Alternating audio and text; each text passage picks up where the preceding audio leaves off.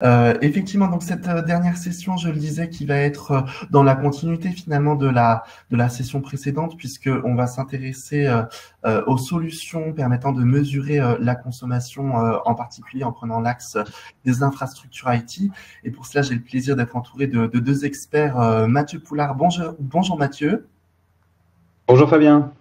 Mathieu, tu es cofondateur d'Aguaro et Martin Dargent. Bonjour Martin. Bonjour Fabien, bonjour Mathieu, bonjour à tous. Martin, de ton côté, tu es dirigeant et cofondateur d'EasyVert. Je vous laisserai dans un court instant vous présenter et présenter bien entendu vos sociétés respectives. Avant ça, je voulais simplement rappeler que cette table ronde et cette matinée du reste s'inscrit dans un contexte d'actualité un peu particulier, puisqu'effectivement, le 10 janvier dernier, l'Organisation météorologique mondiale publiait un rapport dans lequel elle stipulait que l'année 2024 a été l'année la plus chaude jamais enregistrée, aussi bien sur Terre que dans les mers, avec une augmentation moyenne mondiale de 1,5 degré. Et bien entendu, on ne peut pas s'empêcher de penser que le numérique a un rôle important à jouer dans cette hausse, ce réchauffement climatique. Et ça se ressent d'ailleurs dans les chiffres qui sont régulièrement partagés par l'ADEME. En 2022, le numérique représentait 2,5% de l'empreinte carbone de la France. Aujourd'hui, ce taux atteint les 4,4%, donc il a quasiment doublé en seulement 2 ans. Et pour faire le lien avec le sujet de cette table ronde, les data centers représentent à eux seuls 46% de l'empreinte carbone du numérique, et ce chiffre devrait encore augmenter dans les années à venir, en particulier avec l'essor de l'IA. Pour vous donner un dernier chiffre, et ensuite je m'arrêterai là, d'après le Shift Project, la part de l'IA devrait passer de 8 à 45% de la consommation électrique des data centers d'ici à 3 ans seulement. Donc le but, c'est pas du tout de vous abreuver de chiffres clés balancés comme ça, encore moins de pointer du doigt des mauvaises pratiques qu'on a tous mises en place, moi le premier en matière d'intelligence artificielle par exemple, mais plutôt de rappeler que toutes les organisations ont un rôle à jouer, et en particulier les DSI qui sont en première ligne pour mettre en place justement des bonnes pratiques plus respectueuses de l'environnement, qui permettent à la fois de lutter contre le réchauffement climatique, tout en assurant une certaine conformité aux réglementations et aux normes qui tendent d'ailleurs à se développer pour réduire l'empreinte carbone du numérique, bien entendu. Et justement, lors de cette table ronde, je suis entouré de deux éditeurs qui apportent des solutions concrètes à ces enjeux, et je vous propose de les découvrir ensemble. On va procéder par ordre alphabétique, pris au hasard comme ça, et on va donc commencer peut-être par Aguaro avec toi, Mathieu. Je projette la présentation et tu as la main pour changer les slides. Ok, super. Merci beaucoup Fabien. En tout cas, bonjour à tous. Donc Mathieu Poulard, moi je suis le cofondateur d'Aguaro. Nous sommes un éditeur de solutions donc SaaS qui sont destinés donc aux opérationnels pour qu'ils puissent à leur échelle, si vous voulez, piloter leur démarche en intégrant les coûts environnementaux. Donc on est un éditeur français, je ne l'ai pas dit, et nos solutions sont disponibles soit en version SaaS classique, soit en version add-on de ServiceNow, parce que peut-être que vous avez déjà déployé ce type de plateforme et ça permet d'exploiter, en tout cas de profiter d'une plateforme que vous avez peut-être déjà. Donc on a ce qu'on va vous proposer, c'est effectivement de pouvoir vous libérer de ces temps de mesure, de vous faire gagner du temps, de l'argent aussi, et ça dès la première empreinte, tout en, et c'est vraiment l'enjeu, tout en démultipliant votre capacité d'action. Et donc pour ça, on le verra, il y a besoin effectivement de profondeur, il y a aussi besoin de maîtriser votre impact, de maîtriser des reports de pollution d'une activité à l'autre. Et donc c'est pour ça que je corrige un tout petit peu en fait nos solutions sont vraiment couvrent l'ensemble en fait des activités d'un département, d'une DSI, et c'est pas que la partie infra, mais ça va être également voilà, vraiment toutes les activités de la DSI, du poste de travail aux infrastructures, mais aussi à ce qu'il y a autour. Donc, ça peut être de la maintenance, des déplacements, du transport, etc. Et puis, le dernier point qui est important, mais ça va être en ce contexte, effectivement, en cette période assez trouble, l'idée, c'est aussi de gagner en robustesse et travailler donc avec nos solutions. L'idée, ce sera de diminuer votre dépendance aux énergies fossiles et aux ressources. On parle aussi pas mal de pénurie. Ce sera aussi d'impliquer en fait ces équipes et puis d'améliorer évidemment votre marque employeur. Donc notre constat en fait, Television, c'est que la plupart des outils étaient plutôt centralisés pour la RSE et avec un focus vraiment de reporting interne, externe. Au regard des enjeux actuels, les organisations doivent se transformer et donc il faut que ce soit intégré en fait au métier, comme l'est aujourd'hui la finance, comme on vient optimiser ses dépenses, et bien chaque département de l'organisation est autonome pour ce faire. Voilà, je crois que j'ai eu une petite coupure, j'espère que vous m'avez entendu. Et donc, vous allez retrouver une solution qui va vous permettre de piloter votre démarche du reporting vraiment jusqu'à votre transformation, et tout ça sur une seule et même plateforme, tout ça sur une seule et même solution, ou alors directement sur votre plateforme ServiceNow, si vous l'avez. Donc, qu'est-ce qu'on va retrouver? Donc, on a eu un premier focus sur le numérique.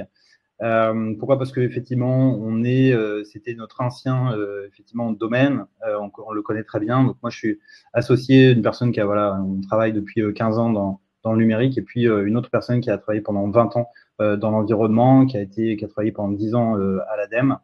Et donc le numérique, en fait, c'est aujourd'hui le poste d'émission de gaz à effet de serre qui connaît la plus forte croissance, et il y a des problèmes considérables autour des déchets également. C'est pour nous en fait l'idée, c'est aussi de faire de la DSI, qui est déjà un vecteur en fait de changement dans l'organisation, et bien un ambassadeur en fait de cette transition. Et puis de toucher d'abord en fait les grandes organisations. Pourquoi?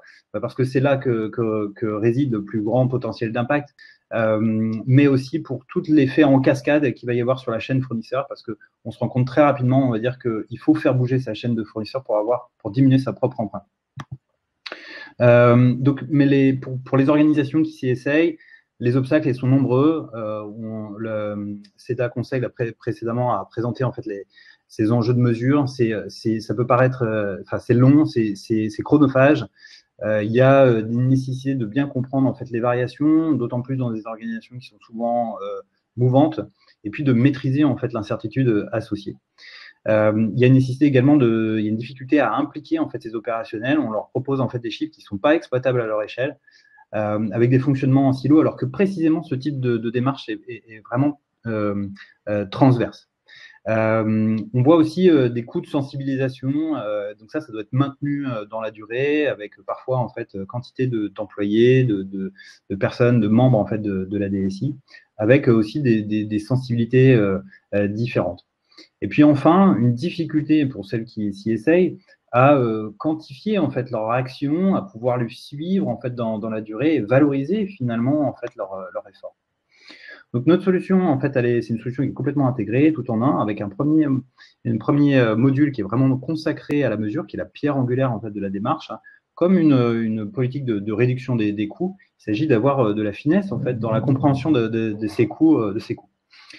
Et donc là, je pourrais passer du temps à en dire sur ce module-là, mais ce qui est important de comprendre, c'est qu'effectivement, on va pouvoir avoir une vue d'ensemble sur de tous les gisements en fait, d'impact. Donc ça peut être empreinte carbone, mais pas que. En fait, on est sur du multi-impact, puisqu'il y a à la fois des reports en fait, d'une activité à l'autre. Si on augmente en fait, la durée en fait, d'un matériel, on peut avoir plus de déplacements pour pouvoir les réparer, et donc in fine, on n'est pas certain d'avoir réduit. Des reports également d'un critère d'impact à un autre. On peut augmenter le carbone, peut-être descendre le carbone, mais aussi augmenter la consommation en eau, augmenter la toxicité. Donc, c'est important aussi d'avoir une vue sur les autres critères d'impact et d'éviter les reports de l'un à l'autre. On parlait tout à l'heure du papier et du numérique. Typiquement, en fait, sur le papier et le numérique, vous allez avoir 9 critères d'impact qui sont plutôt favorables au papier. Ça va vraiment dépendre des contextes aussi. Et de l'autre côté, pour le numérique. Donc, on a une nécessité de compter. Il n'y a jamais en fait une réponse simple, donc on va devoir justement compter.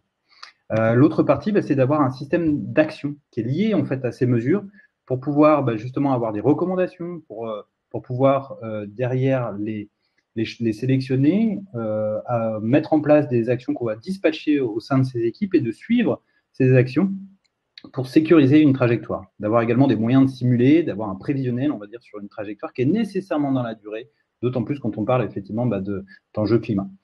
Et puis le dernier module qui est consacré à la sensibilisation, là c'est effectivement de pouvoir reporter, de pouvoir présenter l'empreinte des services que vous proposez, ou l'empreinte en fait associée à digital, associée à un employé. Ce que j'ai pas dit en fait, c'est que nos solutions, elle est accréditée méthode bilan carbone par l'ABC. On a été également identifié par IDC, la firme d'analyse, comme le Gartner ou le Forrester 2024.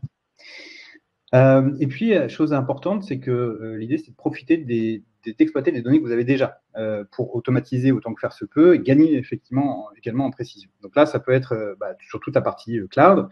Ça peut être également d'exploiter des données de consommation réelles que vous pouvez avoir avec des outils comme NetSync, Abob. Et puis, évidemment, côté infrastructure, ça peut être aussi d'exploiter des données que vous avez. Et puis voilà, je laisserai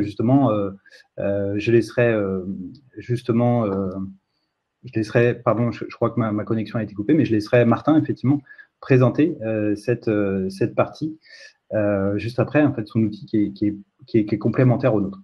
Donc, de fortes capacités d'import planifié ou de connecteurs et également une réconciliation automatique derrière. Donc, on a commencé à commercialiser milieu 2021. On a maintenant fait la démonstration de valeur dans tous les secteurs, avec effectivement dans le monde industriel, dans le monde bancaire ou dans le monde public ou retail. On va avoir, et c'est surtout ça en fait la grande satisfaction, c'est de voir qu'en fait nos solutions aident en fait nos utilisateurs dans ce processus de calcul, de reporting et de l'avoir en fait à différentes échelles. Donc on parle de comptabilité analytique si vous voulez, d'augmenter en fait leur capacité d'action, de pouvoir mieux sensibiliser aussi leurs collaborateurs. Et tout ça, effectivement, avec des projets qui sont des véritables quick wins, puisque on a une intégration généralement technique qui est assez marginale. Je vais faire juste un zoom, et ça fera, je pense, le lien aussi avec ce qu'a présenté Cerda Conseil juste avant, mais c'est comment, en fait, justement, on peut utiliser nos outils pour rendre autonome, en fait, vos chefs de projet, vos chefs de produit. Et donc, vous avez la possibilité de construire des calculateurs ou des questionnaires qui leur sont vraiment adaptés. Donc, en fait, vous avez sans compétences techniques, vous allez pouvoir créer, on va dire, justement, ces calculateurs. Vous allez pouvoir avoir un enjeu quantitatif avec des éléments, justement, qui sont pré-remplis en fait, pour l'évaluation, quantifier, en fait, de ces impacts, mais aussi sur des éléments qualitatifs avec des questionnaires que vous allez pouvoir, effectivement, leur soumettre. Donc, on peut, justement, reprendre soit des référentiels qui ont été présentés précédemment, soit je pensais à l'RGESN, notamment sur les services numériques. Donc là, c'est un exemple sur un déploiement d'une solution GED. Alors évidemment, on peut, toutes les sections, on va dire, sont modifiables, que ce soit ici, en fait, les onglets, que ce soit effectivement les demandes. Là, on a scindé avec deux parties, la partie projet, la partie hardware. Mais voilà, on peut ajouter autant de sections que l'on souhaite. Ici, je peux présenter un autre exemple sur une prestation d'infogérance. Donc là, c'est un cas qu'on a avec un de nos clients qui met ça dans les mains en fait, de leur avant-vente. Ça leur permet effectivement de présenter des offres avec ces calculs d'empreinte. Et si ils gagnent en fait, le projet, ça bascule dans les mains du chef de projet qui, lui, va s'assurer que ce qui a été estimé au départ, effectivement, se concrétise bien ensuite. Donc, il y a un suivi, on va dire, dans le temps, et il y a des comparaisons de scénarios, évidemment, l'idée étant de trouver le scénario le plus vertueux. Là, c'est un autre exemple sur des séminaires qu'on peut organiser. Donc, voilà, c'est juste pour vous présenter la diversité des calculateurs qu'on peut créer, voilà, très rapidement. Là, ici, c'est une vue simplement entre des questionnaires que l'on présente, avec une vue justement à ceux aux différents chefs de projet, et puis une vue côté back-office qui permettent d'exploiter ces données. Voilà, donc ça, c'est un portail, donc là, évidemment, qui est dynamique en fonction de l'utilisateur et des projets, des produits ou des clients qu'il a en gestion. Et donc, tout ça, en fait, est adaptable à votre charte graphique. Ce qui est important, c'est justement de donner une évaluation en temps réel avec des données qui soient parlantes et actionnables à leur échelle. Et puis, vous avez tout un système de chat, notamment, pour favoriser, en fait, la collaboration. Et évidemment, ce que j'ai peut-être pas dit, mais c'est que tout ça, en fait, va être historisé. Donc, ça, c'est extrêmement important en termes de transparence. Et puis, vous avez des workflows de validation, puisque parfois, plusieurs parties prenantes vont pouvoir travailler sur un même projet.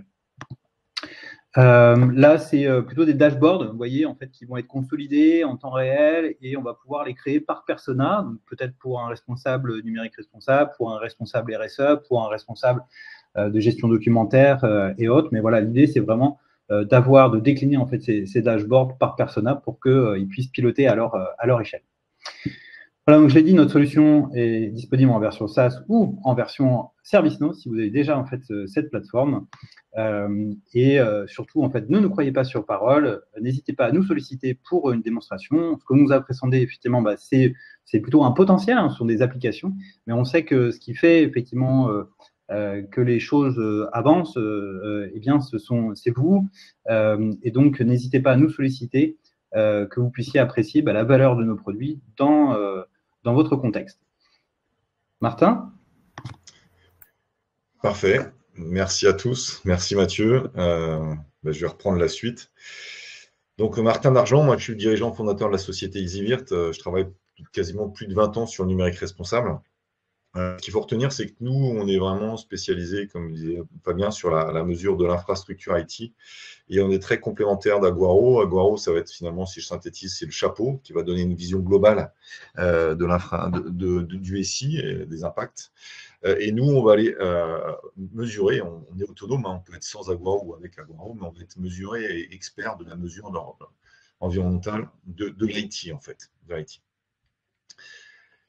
Sur nos enjeux, là, je vais revenir sur les enjeux. Ce qu'on constate chez tous les clients et les difficultés, c'est que les enjeux, c'est un enjeu de reporting, on l'a cité, pour notre direction, pour le réglementaire, pour des trajectoires bas carbone. La difficulté, c'est d'avoir des données à jour fiables. Et l'autre difficulté, c'est un peu le sujet d'aujourd'hui, c'est comment on implique et on embarque les équipes pour qu'elles aillent dans la décarbonation, en fait. Qu'on aille réduire l'impact carbone de tous ces éléments-là. Les difficultés que tout le monde rencontre, c'est vraiment là quand on rencontre nos clients et les prospects, c'est une difficulté à automatiser la donnée. On est sur, comme l'a cité Mathieu, finalement, on est en train de mettre en place une nouvelle compta, en fait, une compta carbone. C'est pas évident, une compta même environnementale plus globale. Et donc, pour ces aspects-là, il faut absolument se structurer, s'outiller, pour ne pas passer trop de temps, pour que la qualité de la donnée soit bonne, ça soit fiable. Et en plus, la difficulté, c'est qu'on est sur de la donnée qui est technologique, qui est dispersée. Nous, vous allez voir, on est capable d'aller, on est multi-technologie, on va récupérer de l'information sur des technologies, sur du Dell, des serveurs Dell, HP, etc., mais sur du VMware, sur du Kubernetes dans la technique, mais aussi on-prem, c'est-à-dire chez vous, les serveurs que vous gérez vous-même, ou dans le cloud. On est capable d'aller mesurer tout ça. L'autre difficulté rencontrée par tous les clients, c'est on est OK, on est d'accord, on ne sait pas qu'on ne veut pas y aller, hein, on veut vraiment réduire notre impact environnemental de l'IT, mais on ne veut pas dégrader le service. On a nos habitudes, on sait que ça marche, mais on ne veut pas prendre de risques. Donc là, on va voir qu'on a des solutions, et il y a plein de solutions, c'est juste qu'il faut y aller pour faire tout ça. Et la dernière difficulté, c'est comment avancer concrètement dans la durée pour réduire. Comment impliquer tout le monde pour avancer dans cette durée. Par quelle boule prendre, comment avancer. Donc, il faut des éléments concrets. Je vais revenir sur 3 slides sur l'aspect environnemental. Vous avez dû les voir ce matin. Quand on veut analyser l'impact environnemental d'un matériel, il faut connaître son énergie directe. Donc, si on part des serveurs, c'est la consommation réelle des serveurs, ça on le voit bien. Mais il ne faut pas oublier l'analyse cycle de vie complexe, donc la part fabrication, transport et recyclage. Nous, on va être capable d'apporter l'impact complet. On est comme Aguaro, pour l'instant on est carbone, mais on va être multicritère. Et on va être capable, notre force, c'est d'être sur de la valeur réelle, sur l'énergie directe. On est vraiment sur la mesure réelle. L'autre slide qui est important, vous allez voir, et là on va voir ce qui est bien, c'est qu'on voit tous les acteurs autour de la table. C'est un slide qui commence un peu à dater, mais qu'est-ce qu'il dit ? Il dit que pour 100 watts d'énergie produit qui vont servir à l'informatique, j'ai moins d'1 watt qui est vraiment utile pour du process informatique en bout de chaîne. La déperdition se fait au niveau du fournisseur d'énergie, du data center, du matériel, la sous-utilisation du matériel, l'éco-conception logicielle et l'usage. Ce qu'on dit à nos clients, si vous voulez baisser votre impact, il faut travailler sur tous les leviers. Et plus vous allez travailler en début de chaîne, plus vous aurez un impact, un effet cascade sur l'ensemble. Si vous arrêtez de coder ou développer ou d'acheter des choses qui ne servent à rien, si vous codez proprement. Vous mettrez beaucoup plus d'applications par serveur, donc vous aurez moins besoin de matériel, donc vous aurez moins besoin de data center, donc moins besoin de l'alimenter. Donc là, ce n'est pas 1 watt que vous gagnez, mais c'est plus de 100 watts un bout de chaîne. Donc là, on a un effet de levier qui est énorme. Et l'autre intérêt de tout ça, c'est qu'on a tout le monde autour de la table. On a la maîtrise d'ouvrage qui définit le besoin. On a les développeurs et les éditeurs. On va avoir aussi les gestionnaires d'infrastructures, les gestionnaires data center, les fournisseurs de matériel et les fournisseurs d'énergie. Et donc, là, l'intérêt, c'est qu'on va pouvoir impliquer tout le monde. Nous, nos solutions, vous voyez, c'est Odoscope, on va être à ce niveau-là. Donc, on est dans les serveurs, donc on va pouvoir remonter toute la chaîne et être capable d'identifier ce qui fonctionne bien, les axes d'amélioration, etc. On est vraiment en mode run sur tous ces éléments-là. Je reviens un peu sur les enjeux que j'ai déjà cités. C'est du reporting, c'est la transformation, c'est l'action. Nous, ça fait des années qu'on accompagne les clients. Je vous dis, ça fait depuis 2011, donc on était un peu précurseur, on était vraiment très, très précurseur, on a beaucoup travaillé. Et depuis 3 ans, ça a beaucoup bougé en France. On commençait à venir nous voir d'abord pour du reporting, on a besoin d'automatiser, mais là, clairement, on voit nos clients qui sont prêts à agir, à changer leurs habitudes, à transformer. Et donc, pour ça, il est indispensable dans la mesure L. Cette mesure L, elle va permettre de quoi? D'identifier les vrais usages, donc on va pouvoir préconiser des choses. Mais elle va aussi permettre de voir le résultat des actions mises en place. Par exemple, si je suis capable d'arrêter des serveurs ou d'optimiser ou de faire durer plus longtemps mon parc serveur ou bête stockage, etc., si je suis sur l'évaluation, je ne suis pas capable de voir le résultat. Alors que nous, avec nos solutions, toutes les actions que vous allez mettre en place, on verra le résultat tout de suite et on voit les résultats tangibles. Et ces résultats tangibles, on va pouvoir les factualiser, les montrer à la direction et ça engendre quasiment toujours du retour sur investissement et qu'on va pouvoir réinvestir dans d'autres actions, etc. Alors, qui on est? Parce que c'est vrai que j'ai parlé beaucoup de comment y aller, etc. Nous, je vous l'ai dit, on travaille depuis 2011 sur ces sujets-là. Notre grosse force, c'est qu'on connaît très, très bien le monde de l'infrastructure informatique et on sait comment amener en fait, les acteurs de l'informatique à agir. Souvent, il y a des freins, comme je vous disais, comme ils ont peur de dégrader le service. C'est normal, parce que dès qu'il y a un problème, c'est eux qui se font taper dessus. Et donc là, nous, derrière, on va amener des éléments pour les faire avancer. Ces dernières années, on les fait plus bouger sur la connaissance des coûts, le FinOps, la virtualisation, l'optimisation de tout ça. Mais toujours le cœur du métier, c'est le Green IT. Et quand on met tout ensemble, tout avance dans le même sens et ça fait agir sur ces éléments. On a tous les labels qui existent autour du numérique responsable. On est reconnu à la fois en France et en Europe. Et donc, il ne faut pas hésiter. On a une vraie légitimité pour avancer sur ces sujets. On a 3 solutions logicielles. DCScope, qui est notre solution historique, qui était plutôt pour les directeurs infrastructure, les administrateurs système. Ça va les aider à administrer, piloter, optimiser. Le CNScope, qui est plutôt pour la partie réseau. On sort un petit peu de la partie numérique responsable, mais c'est la maîtrise du SI. Grâce à ça, on va pouvoir optimiser. Et CO2Scope. Et CO2Scope, c'est vraiment, on commençait à nous dire, c'est super ce que vous faites avec des C-Scope, mais vous êtes un peu très technique. On voudrait quelque chose de plus, qui s'adresse plus aux managers, au numérique responsable. Et en fait, CO2Scope, on l'a conçu pour être une plateforme de mesure carbone de l'ensemble de l'infrastructure IT.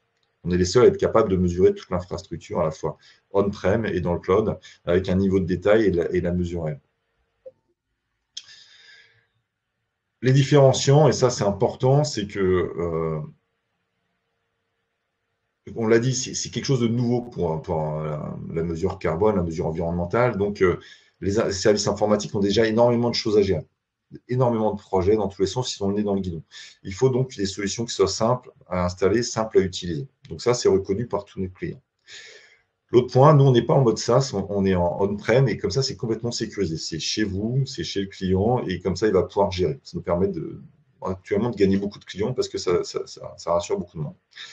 Un point important, et c'est un peu le sujet d'aujourd'hui, c'est comment j'embarque les équipes. Nous, nos tableaux de bord sont à destination des managers, parce que c'est eux qui ont besoin de tableaux de bord pour piloter, etc. Mais aussi des équipes techniques. Quand on va préconiser de supprimer peut-être des machines virtuelles, d'optimiser des serveurs, c'est les administrateurs système qui vont le faire. Donc, il faut qu'ils adhèrent avec les préconisations. Et cette fiabilité de données va faciliter la communication des équipes et c'est ça qui va faire avancer beaucoup aussi. j'ai déjà dit, on est basé sur la mesure réelle et fine. Quand je dis mesure réelle, c'est on est capable de remonter la consommation réelle du matériel, ça c'est hyper important, mais consommation électrique, mais aussi les usages, comme j'ai déjà dit. Et ces usages, cette mesure fine, ça permet d'identifier, de préconiser et d'avoir des algorithmes d'optimisation très fins. Donc on n'est pas que seulement sur du reporting, mais aussi beaucoup sur la préconisation et de l'aide à l'action. Donc CO2Scope, si on prend CO2Scope, j'ai déjà revu, mais la grande force de CO2Scope, c'est de la mesure. Donc comme j'ai dit, multi-technologique, mais aussi on-prem et dans le cloud, avec sur des instances, etc. On va pouvoir analyser, bien identifier qu'est-ce qui pèse le plus, dans quel site, etc. Quelle identification pour pouvoir agir au bon endroit. Et derrière, c'est vraiment l'objectif, c'est de réduire. Et là, on va proposer des leviers de réduction vraiment adaptés sur le contexte du client. On va aussi proposer des plans de renouvellement, d'optimisation. On sait que l'objectif, c'est de garder le plus longtemps son matériel, mais des fois, on n'a pas le choix, il faut le changer. Par quel type de matériel il faut le changer? Qu'est-ce qui va permettre d'optimiser tout ça et de baisser son impact carbone? Et aussi, avoir le poids carbone, simuler le poids carbone de nouveaux projets. C'est ce que nous demandent de plus en plus de clients. Quand on fait un pilotage global, il faut se poser aussi la question, là j'ai un nouveau projet, combien il va me coûter? Ça c'est historique. Est-ce que ça répond à mes besoins? Mais quel va être le poids carbone de ce futur projet? Et ça, on apporte la solution, c'est un élément de prise de décision. Ça, c'est vraiment des points clés. Qu'est-ce que ça apporte? Quels sont les bénéfices pour les acteurs, les SI, les directeurs numériques responsables, les CTO? Ça c'est un point clé, et ça j'ai déjà dit, mais c'est très très important, c'est que c'est pas seulement, parce que si on avait apporté que de la réduction carbone, c'est déjà très bien, mais il y a quelques années, on n'aurait pas survécu. On apporte aussi des gains économiques, de nombreux gains économiques. Quand on rationalise, quand on maîtrise son SI, on gagne du temps, on évite de racheter du matériel, on est beaucoup plus efficace, et là on gagne beaucoup. Donc là, on a un vrai gain. On maîtrise son SI. Quand on donne de la visibilité complète, fine, c'est un autre gain en plus quand on prend l'aspect carbone ou l'aspect optimisation, et donc ça va permettre d'agir. Ça permet de voir des choses qu'on n'avait pas vues. On va pouvoir, en fait, c'est des simulations aussi. Et ça, cette maîtrise est très très importante et très appréciée par tous les acteurs. Et dernier point, on va revenir, on va pouvoir aussi, le bénéfice, automatiser le reporting, à la fois interne et sur la feuille de route numérique responsable, et sur le réglementaire. Et ça, ces points-là permettent aussi d'embarquer les équipes et d'agir. Et tout le monde va pouvoir agir de façon efficace. Comment ça marche? Je vais aller très vite dessus. Donc ça se déploie chez le client. À partir de là, on va pouvoir remonter des données de façon non intrusive via les API. Mais on peut aller jusqu'à la méthode, on va mettre des agents dans les serveurs si on veut remonter la consommation au niveau des processeurs. Ça, ce qu'il faut savoir, c'est qu'on peut aller, c'est très facile à déployer, c'est ce qu'il faut retenir. Ça se déploie, c'est sécurisé et il n'y a pas de risque. On va continuer. Hop. On a plus de 100 clients satisfaits de tout type de secteur, du grand compte, du mid-market, du privé, du public, et tous ces clients-là ont les mêmes problématiques. C'est comment je suis capable d'optimiser sans prendre de risques et faire de l'optimisation et gagner de l'argent. Donc, on a des clients en France, on a des clients en Europe, on en a en Suisse. J'ai vu qu'il y avait des interlocuteurs en Suisse, on a de nombreux clients. Si on fait un zoom sur quelques cas clients, c'est que, par exemple, on travaille avec des hébergeurs engagés. Sigma, c'est un hébergeur qui a pris notre solution pour mesurer pour leurs clients l'impact carbone de tout ce qui est hébergé chez eux et de leur préconiser des leviers d'optimisation. On a l'impression, ils peuvent se dire, ils se coupent un petit peu la branche sur laquelle ils sont parce qu'ils vont réduire, ils vont optimiser, mais eux, ce qu'ils veulent, c'est vraiment être sur une démarche d'optimisation et derrière, ils fidélisent leurs clients là-dessus. Airbus, en fait, eux, ils sont vraiment dans une trajectoire bas carbone. Donc, ils ont dit, nous, pour y arriver, on est obligé de mesurer nos serveurs, leur impact actuel, et comment, et on est engagé dans une démarche de réduction de trajectoire bas carbone. L'autre cas d'école qui est intéressant, c'est Châlons-en-Champagne. Châlons-en-Champagne, ils ont lancé un projet de ville connectée. Ce projet de ville connectée, c'est Bouygues qui l'a gagné. Et Bouygues a dit, nous, on va vous mettre une infrastructure informatique qui va permettre de piloter votre éclairage dans la ville, piloter plein de choses, et faire la réduction énergétique et carbone. Mais on va vous mettre en place la solution CO2Scope pour vous montrer que ce qu'on vous met en place, ça ne surconsomme pas par rapport à tout ce qu'on va faire gagner. C'est des éléments de preuve, tout ça, c'est des éléments complètement nouveaux et qui avancent. Je vais vous montrer quelques écrans, mais on va aller très vite. Après, ce serait plutôt sur des questions-réponses. On peut avoir la mesure macro et très fine. Vous voyez, on descend au serveur, on descend la consommation réelle de la VM, donc une mesure à la fois globale et fine. On va avoir une mesure en automatique de l'impact carbone complet. Donc voilà, ça c'est un tableau de bord où on a l'impact carbone à la fois avec l'énergie grise et l'énergie directe. Et ce qui est important à savoir, c'est que une fois qu'on a branché tout ça, il n'y a pas besoin d'actualiser en fin d'année, etc. On a toute la donnée en temps réel. Et dès qu'on va mettre en place un plan d'action, ça va agir. On va avoir des différences de mois en mois et on voit le plan d'action et les projections et la simulation. On va également avoir des analyses fines, alors toujours pareil, macro et détaillées. Par exemple, ici, on voit qu'on a une machine virtuelle, très visuellement, qui ne tourne qu'en semaine. Elle ne tourne pas la nuit, elle ne tourne pas le week-end, elle tourne sur des périodes. Donc, pourquoi ne pas l'arrêter? Ou pourquoi ne pas mettre d'autres VM sur ce serveur sur d'autres périodes? Et donc, ça apporte vraiment cette visibilité d'optimisation. Après, on fournit des leviers d'optimisation. Alors, par exemple, sur cette partie VMware, on va préconiser de supprimer des choses, de redimensionner et de les consolider. Et toujours avec on valorise les optimisations d'un point de vue euro et carbone. Donc, on a énormément d'éléments. On va piloter aussi de nouveaux projets. Là, on montre qu'on a un nouveau projet, quel est le poids carbone d'un futur projet. Là, on est capable aussi d'évaluer mon infrastructure. Si je devais la basculer dans le cloud public, est-ce que ça me coûterait plus cher et est-ce que c'est très meilleur pour l'environnement ou moins bon? Vous voyez, c'est très, très diversifié. Ce qu'il faut voir, ce qu'il faut retenir, c'est que c'est simple à installer, ça apporte des vrais gains sur l'automatisation et des vrais gains d'optimisation. N'hésitez pas, comme on a vu dans le chat, de tester nos solutions, les télécharger. Vous avez un mois gratuit. On vous a donné le lien aussi à notre calendrier pour avancer. Pour conclure, on a laissé un peu de temps aux questions-réponses. Avec Mathieu, ce qu'il faut retenir, c'est qu'on est sur une mesure complète avec Aguaro et avec nous sur une partie détaillée qui va permettre d'engager les équipes sur tous les aspects. Merci pour votre écoute. Normalement, il nous reste un peu de temps pour des questions-réponses. Merci Martin. Et effectivement, on est la dernière session de cette journée, donc on peut se permettre de prolonger un petit peu. Je voulais revenir avec vous éventuellement. On a vu bien entendu vos solutions et puis on a vu aussi les calculateurs présentés précédemment par Cerda Conseil. Est-ce qu'on peut revenir un petit peu sur la valeur ou les différences entre les calculateurs justement que vous avez présentés et ceux de Cerda Conseil? Est-ce que c'est possible finalement de tirer le meilleur des deux mondes? Peut-être Mathieu pour commencer? Oui, bien sûr. Merci pour alors la question. Donc, effectivement, en fait, ce qui a été présenté avant, c'est extrêmement intéressant. On voit en fait, il y a une expertise certaine. Et effectivement, en fait, nos outils permettent. Nous, on est un éditeur et donc on a différents partenaires. Et typiquement, en fait, Cerda Conseil pourrait effectivement basculer en fait ces calculateurs dans notre outil avec un intérêt qui est le suivant, c'est-à-dire que effectivement, souvent quand on utilise un fichier Excel, c'est difficile de travailler à plusieurs parties prenantes, d'avoir des circuits de validation, d'avoir des échanges aussi avec eux, parce que ces chefs de projet, quand ils les utilisent, ils ont souvent des questions. C'est pas nécessairement en fait des experts en fait du sujet, et donc il y a besoin en fait d'interaction. Il y a besoin aussi de sécuriser une auditabilité en fait sur l'ensemble de ces calculateurs. Et puis on l'a pas vu nécessairement là dans les quelques slides que j'ai présentés, mais il y a des fortes possibilités d'analyse fine entre différents scénarios, et puis de suivre aussi évidemment la progression dans le temps. Ce que j'ai pas dit non plus, c'est et je crois que ça a été cité précédemment, mais c'est les possibilités de consolidation. C'est-à-dire que ce qu'on fait en fait à un endroit peut être réutilisé à un autre sur une autre collecte. Et donc, on a des fortes capacités, effectivement, de consolidation sur la plateforme. Martin, est-ce que tu veux compléter pour EasyVert ou?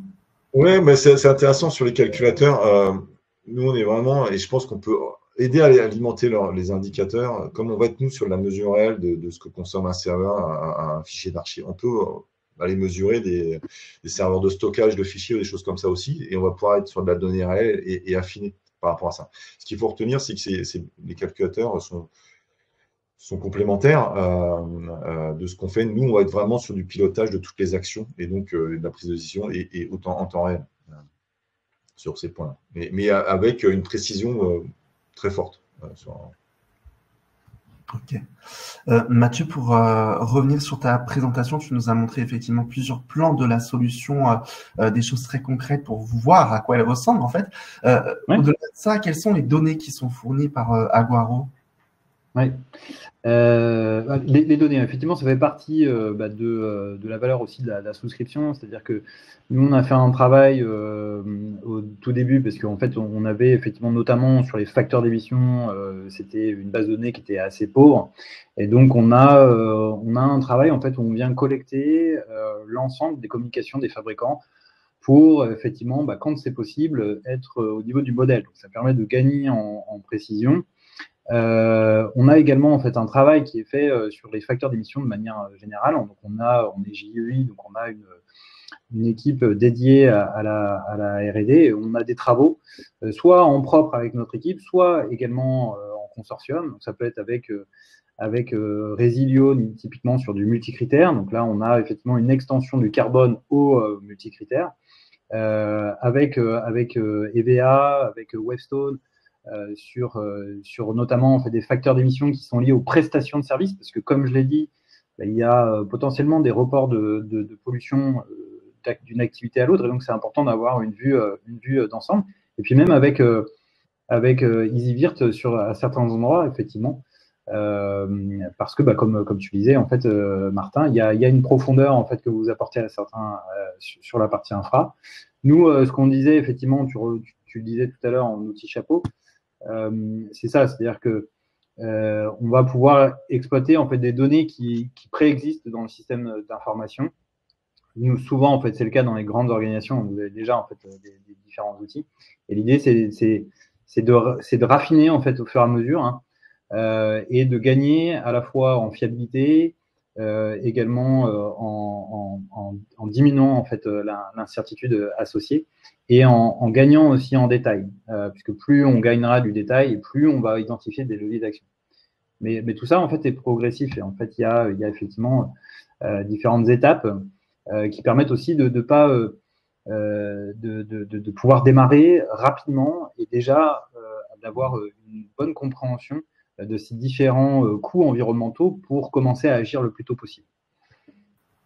Merci. Une autre question, toujours sur Aguaro, et puis j'en ai aussi pour Martin, bien entendu. Est-ce que les recommandations d'Aguaro sont quantifiées? À partir de la réponse précédente, j'aurais tendance à dire que oui. Et du coup, comment, sur quel…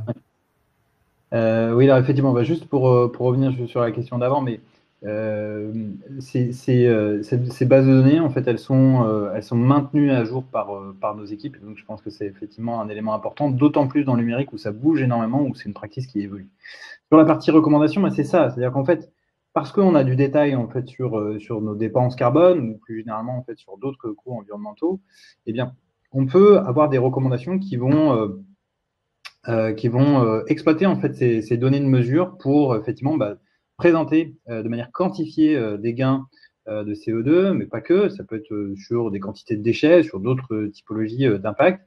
Et puis, ce qu'on a également, c'est un calcul en fait des gains économiques associés. Un truc tout bête, vous diminuez en fait la consommation au kilowattheure, en fait, vous avez un coût au kilowattheure, et donc ça vous permet de valoriser des gains. Si ça peut être sur des litres d'essence, c'est la même chose. Par contre, ce qu'on ajoute aussi à ça, c'est ça peut être de valoriser en fait une taxe carbone ou un prix interne du carbone, de sorte aussi à souligner en fait la dépendance aux énergies fossiles et finalement d'aider les personnes qui doivent faire valider en fait des plans d'action pour justement un tout petit peu plus souligner justement les risques associés. Donc au-delà des gains, mais aussi les risques potentiellement associés, et donc la limitation des risques associés à la mise en place de ce type d'action. Merci Mathieu. Pour rebondir sur cette question de quanti, finalement, Martin, tu nous as parlé justement des gains économiques, Mathieu les mentionnait également. Est-ce que tu as des exemples concrets, des cas d'usage éventuellement qui pourraient être d'autant plus parlants en matière de ROI? Ah oui, il y a un gain qui est compliqué à valoriser, c'est le gain de temps, mais tous les clients le disent, parce qu'on a de la donnée fiable et reportée, etc. Mais c'est compliqué à quantifier. Même si on a des clients qui nous disent ils passaient 15 jours sur le budget, ils en mettent plus que 2.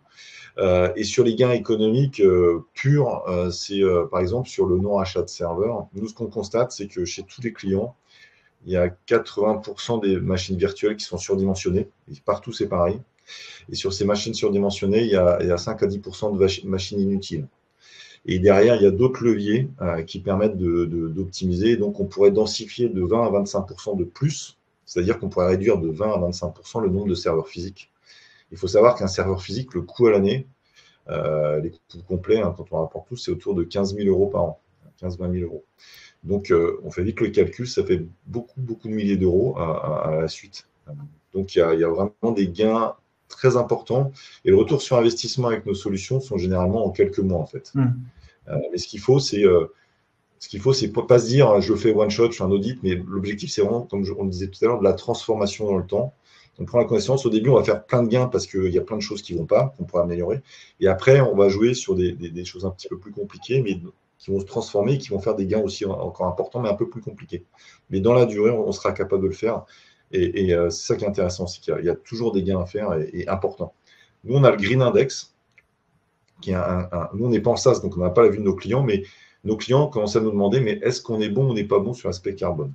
Parce que c'est un métier qui est complètement nouveau.